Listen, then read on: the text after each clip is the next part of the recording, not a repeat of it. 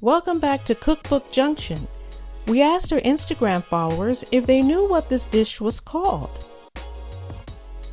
Well, the answer is Apache Fry Bread. This week we're flipping through the pages of the Arizona Territory Cookbook, a collection first published in the early 1990s by Daphne Overstreet, a Tuscan native who spent years preserving the flavors of the Old Southwest. Overstreet gathered more than 100 recipes said to date from 1864 to 1912, spotlighting the diverse communities who helped shape Arizona's frontier kitchens. Communities like the early cowboys, Mexican settlers, Mormon pioneers, the military like the Buffalo Soldiers,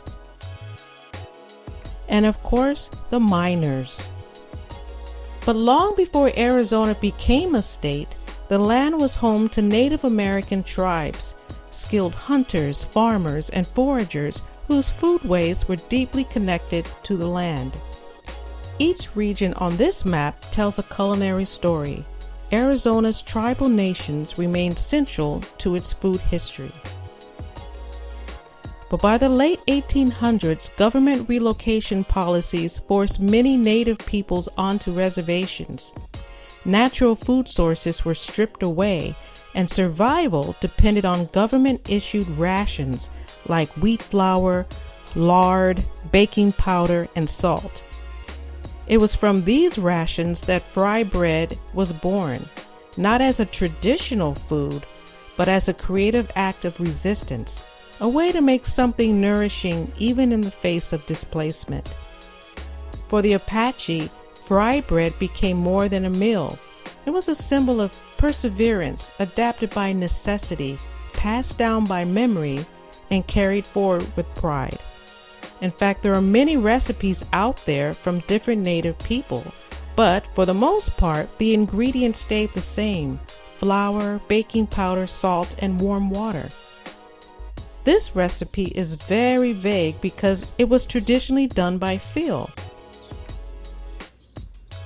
But here's how we've interpreted for a modern kitchen. We're going to start with 2 cups of all-purpose flour, about 2 teaspoons of baking powder, and a teaspoon of salt. We're going to mix these together in a bowl. Add about 3/4 to 1 cup of warm water a little at a time until a soft dough forms. You're looking for something that's not too sticky but still moist enough to knead.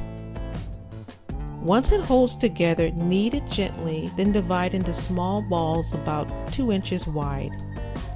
Using your hands or a rolling pin, flatten each piece into a round, roughly the size of your palm, about 8 inches across.